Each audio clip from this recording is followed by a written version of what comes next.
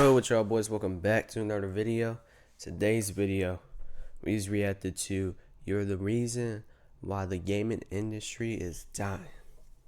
Now I know this video is probably gonna be harsh or something, but let's talk about the gaming industry. And bro, the gaming industry has been through so much so far, and like, there's been argues back to back and like fanboys back to back. Like, there's been everything going on in the gaming industry, you know what I mean? The only thing that we're waiting for is GTA 6. Like, I don't think that gaming industry is, dying in a sort of way. I just think that probably they need to play more games to like stop really turning off their console and stuff, because that's all you need to find is more games. There's more games out there that used to be on PS4 or PS3 that you don't even know about, or PS2. You literally have the cloud storage in Xbox or PlayStation to play more games like that. It's going through a lot. I don't know how to explain it, but like, I think we would need GTA 6 because there's not a lot of games that's coming out for real. If y'all do enjoy this video, man, make sure y'all leave a like, subscribe if you're new. Make sure y'all pull up to the Instagram, just in case if I'm going from YouTube. Tap into the Discord for more future videos. Let's get to this video. In 2026, a lot of gamers feel like we're living in the dark ages of gaming. You hear it everywhere. Gaming is dead. There's no new innovation. Games just don't hit the same anymore. But what if the problem isn't just the industry? What if the problem is us? The direction of gaming isn't only decided by the developers and publishers. It's heavily influenced by gamers, the consumers, and the culture that we create. The way that we spend money, react online, engage with games directly tells these companies what to prioritize and how to make their new games. So in this video, we're going to break down some of the biggest behavioral patterns inside the gaming community and how they affect the industry. Specifically, we'll be talking about these three types of gamers: the reckless spender, the constant complainer, and the egotistical narcissistic gamer. And the chances are you probably fall into one of these categories without even noticing it. So grab some snacks, take a break from doom scrolling, and let's talk about how you're ruining the gaming industry. And before we get started, make sure you drop a comment down below telling me what you think the biggest Bro, I kind of recognize him from Instagram. I think he is from Instagram. He talks about games and stuff and how like gaming is dying, or like his old experience from him playing games. But I relate to those moments, man. I relate to those moments. You know what I mean?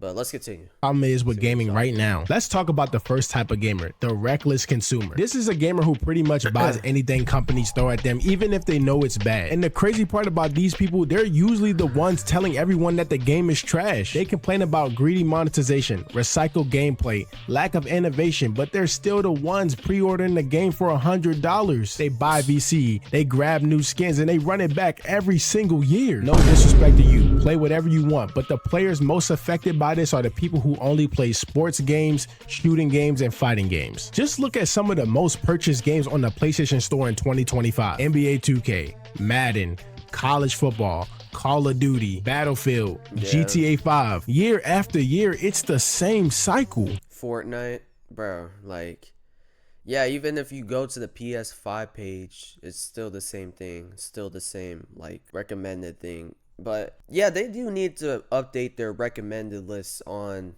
each gaming console, because I bet it's like that on Xbox. It's just like different, you know what I mean? But it's definitely going to be like that on Xbox since they have a new CEO going. Y'all need to recommend more games and stuff, because y'all seeing these games that y'all never heard of on YouTube and saying, why is this not on the recommended page?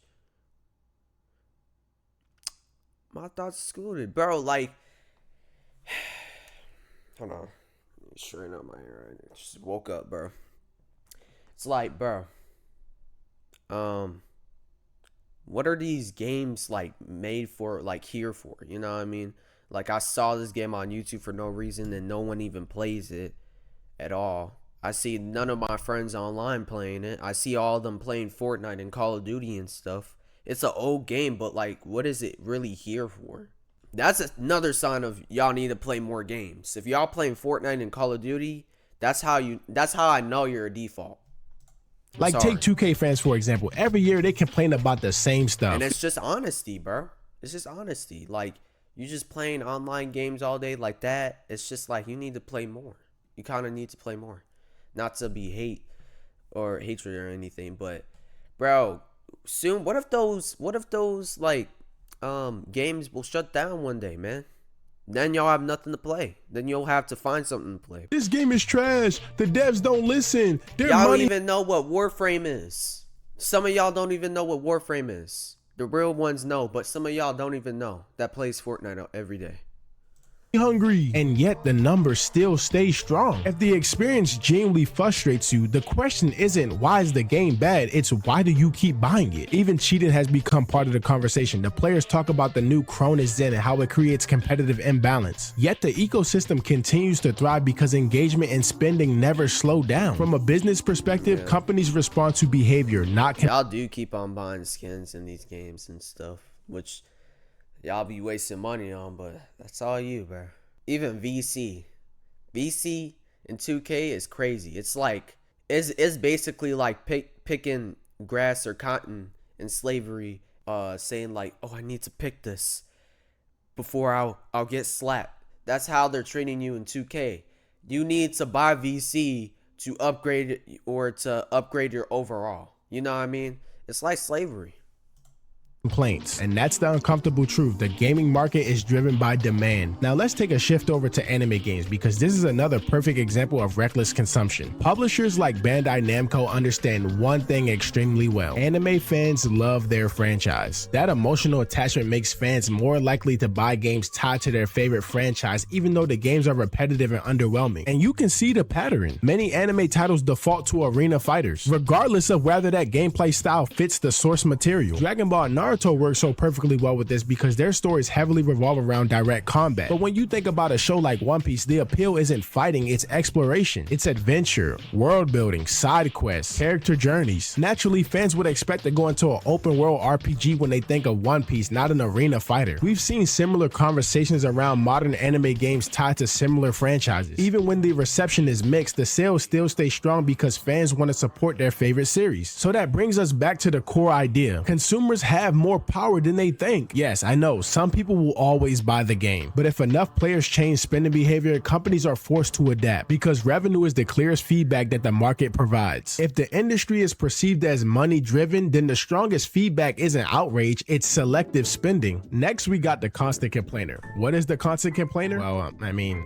it's someone that just never stops complaining. Reddit posts, TikTok rants, tweets, Instagram reels, YouTube shorts. If there's a place to complain, they're gonna complain. And before y'all even say it, Ron, you be the main one complaining on Instagram and TikTok. Chill, gang. You got me. But seriously though, there's a difference between calling out actual problems in the gaming industry and complaining about minor inconveniences. You know exactly what I'm talking about. Complaining about a skin that you don't like. Saying that the game is dying because the gun slightly feels different. Ignoring alternatives so you just complain louder. Turning personal preference into a universal crisis. Like, bro, I couldn't see Emma Frost's right ass cheek, so Marvel Rivals is falling off. Or you got the classic, I don't like the way this gun shoots. Okay, so use another one. Nah, instead you gotta open. Yeah, those are like not fanboys, but just like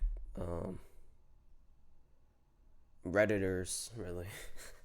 Like Twitter users, or like TikTok complainers that play, like TikTok users that just complains about Fortnite guns or like Call of Duty maps and games, and just still plays the game and complains about 2K and still plays the game. You know what I mean? Like, bro, if you don't want to play the game, just say that. It's not that hard to delete the game. Twitter and write a freaking paragraph about it. Now here's when this actually becomes a real problem. When large groups constantly complain about small things, the devs feel pressured to make a Hold on, bro. I gotta reset this jump, bro. classic, I don't like the way this gun shoots. Okay, so use another one. Nah, instead you gotta open Twitter and write a freaking paragraph about it. Now here's when this actually becomes a real problem. When large groups constantly complain about small things, the devs feel pressured to make unnecessary changes. And sometimes those changes don't even fix the problem, it just makes the problem worse. Or it just distracts us from the real problems that the game actually has. A perfect example of this is Dead by Daylight. Dead by Daylight is an asymmetrical 1v4 game. I emphasize the word asymmetrical, meaning that the game was never supposed to feel fair between killer and survivor. I played this game since 2016 day one release, and trust me, the game was was trash. Both sides was broken. Really? Matches was chaotic. The game was genuinely at its worst state possible. One of the worst. Bro, wasn't the game, bro? I'm about to reset, bro. I swear to gosh, man. Wasn't like Dead by Daylight on like mobile or something like that, and wasn't it broken on mobile? See, these type of games, bro, that they don't be trying in, bro, and that they just be making for money and exploit. That be them type of games, man. That be them type of games that you be addicted to, bro. That you need to upgrade. I think, yeah, you definitely need to upgrade or to keep grinding to get like a scary, creepy, like horror skin or something like that. Releases for any game, but over time the game It be them type of games, bro. improved and it reached a reasonably balanced state. The real issue became the community perspective. A lot of players treat Dead by Daylight like it's two separate games. Killers complain that Survivor is broken. Survivors complain that Killer is broken. Meanwhile, everyone is playing the same game, Dead by Daylight. And I used to be guilty of this too. I only played Survivor. I thought Killer was the most broken thing. Then I started playing Killer and I understood why Killer started complaining about Survivor. What I realized is that perspective changes everything. And here's a part that most gamers fail to understand. Sometimes imbalances create balance. Remember when you was in math class and your math teacher told you that 2 negatives equal a positive? Yes, that can happen in gaming too. Gamers often try to create this perfect utopia where everything is equally fair, everything is equally strong, and there's nothing wrong and no one ever complains. That does not exist. No game can be perfect. Well, maybe God of War 3 and Little Big Planet and Sonic Adventure 2. Look, sometimes games can be perfect, but for the most part, games are not going to be perfect. But seriously though, some of the most fun memories came from the cheesy and broken things inside of the game. Imperfections create chaos and chaos creates memories. Another issue I want to hit on under the constant complainer is the creator influence. I cannot stand when big streamers or YouTubers complain about niche frustrations. The devs are going to naturally pay more attention to them because their voice is amplified. And what that does is lead to changes that don't represent the average player experience.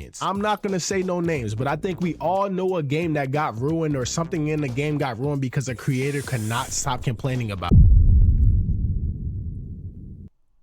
Come on, bro. You could have put Splitgate in there. You could have put Splitgate in there, but you had to put everybody has to put Apex as the fall off of games. It's still good though. It's still good. I don't care what no one says. It's still good. Splitgate. You could have put Splitgate in there, my guy. Like, come on, man. I say all this to say complaining isn't necessarily bad. Feedback is necessary, but there's a difference between constructive criticism and emotional overreaction. If you're giving thoughtful feedback, that helps the game grow. Yes. If you're creating subreddits because Invisible Woman's cleavage isn't out enough, or your favorite gun in COD got a little nerf and now the game is unplayable, you need to take a break. It is never that deep. Last we got the egotistical, narcissistic gamer. This is like, I think you're just like having greed on what you want and stuff.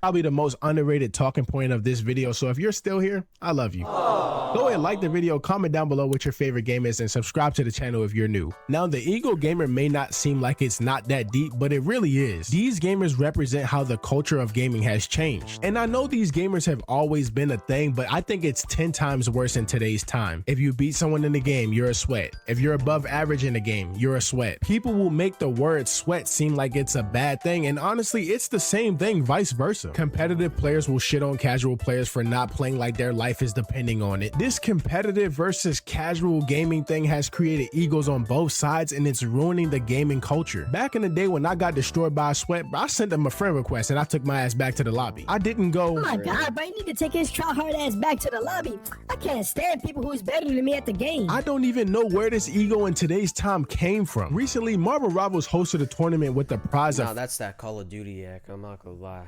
A friend like one tryhard literally from a race that we were doing in GTA Online, and it was the same guy. It was the same guy that went, yeah, you switched like the same maps, but it was the same guy that went to the exact same map as me, the fight battles in GTA Online, that mode. And then I saw him, and then after that, I think I think he was up in like third place or something like that. And then I friended him, and he instantly friended me back. And then he said, "Let's," and then he said like what you want to do? And then I'm like, bro, we can run a heist. You know what I mean? 40K on the So line. it's like some are friendly, some are like unfriendly, some treat you like a loser or treat you like you're not doing enough in the game. Which, you know, sometimes that's not true. Sometimes they're chill and stuff. And they just like the game and run at the game, you know what I mean?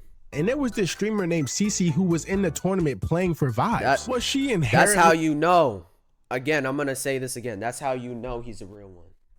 That's how you know he's a real one. wrong for playing for vibes? No. But is she stupid for not playing seriously with 40K on the line? Yes. The problem came when the one person on their team, mind you, he was carrying their team, he tried to tell them to switch their characters because they weren't performing well. And instead of switching their characters, they started making fun of him because he's a college student with college debts and he wanted to win 40K. I don't know why gamers queue into team-based competitive multiplayers and resist teamwork. You can't win money anymore in games. That's insane, bro. That's insane. Especially Marvel Rivals. Marvel Rivals is generation, bro. People from Instagram and TikTok are from there, bro. The alphas are in there. You know what I mean? That's why he got laughed at, because the alphas were in there. Even some Gen G's were in there, bro. Like, if you play old games and try to win a tournament in that, let's say Halo Online, and they have a tournament, no one's gonna laugh at you for earning money. They're just gonna say good game, GG's, and talk to them and go on with their day. They're not gonna expose you. That wasn't out back then. Like, bro, that wasn't out back then, bro. You can just be on the game and chill and try winning money from there. You know what I mean?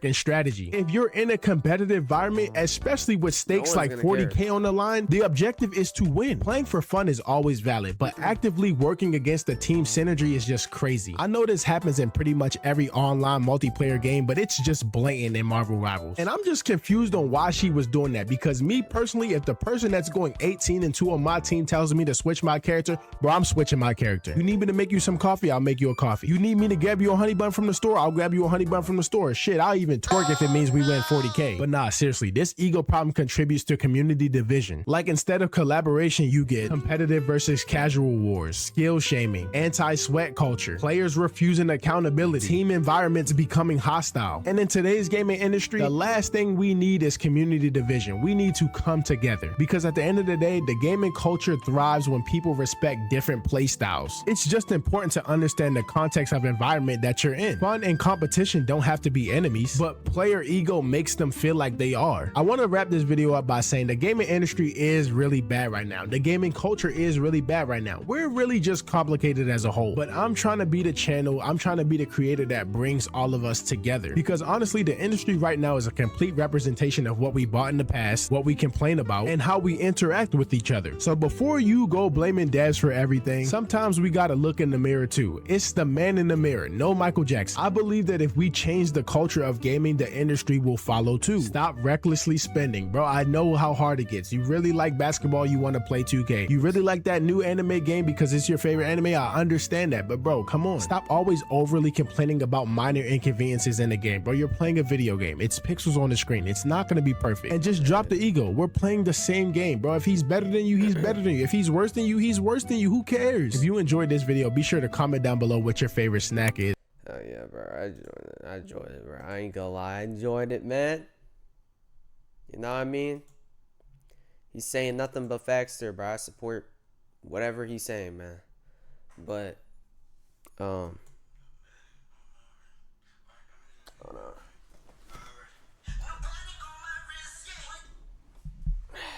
That's a copyright, bro. That's a copyright, bro. I'm not gonna lie. It's 9 a.m. and stuff. I was supposed to wake up like a long time ago. So I got up like, I guess a couple minutes ago or something like that. I don't know. I just got up when I got up, bro. But, yeah, bro. People in the gaming industry need to change, man. Like, players in the gaming industry need to change on how they're treating people and how they're treating other people in games, because they don't know what they're going through. That was just rude what they did in Marvel Rivals. They need to know that story games, They need to know that if they don't want to play a story game, stay your ass at Fortnite, bro. They judged like a one of that main character in like Ghosts of Yotai or something like that. They judged like the main character to have like a surgery built, to have a BBL surgery built. And I'm like, man, like you could just keep that to yourself. Like you don't need to say that on Reddit. But of course, you are gonna have Redditors and Twitters and Twitter users, Twitter keyboard warriors, gonna be saying that and stuff. But bro, play more, bro. Don't just buy like VC. Don't buy skins, gun skins, Call of Duty skins. Don't just buy that, man. Buy actual games. Buy actual story mode games. Cause it feels like you're just sick to it. You know what I mean? Hopefully y'all make sure y'all pull up to that Instagram for more video, or where I'm at if I'm gone from YouTube. Tap it to that Discord for more future videos like this. And I'm out. I'm gone. Peace.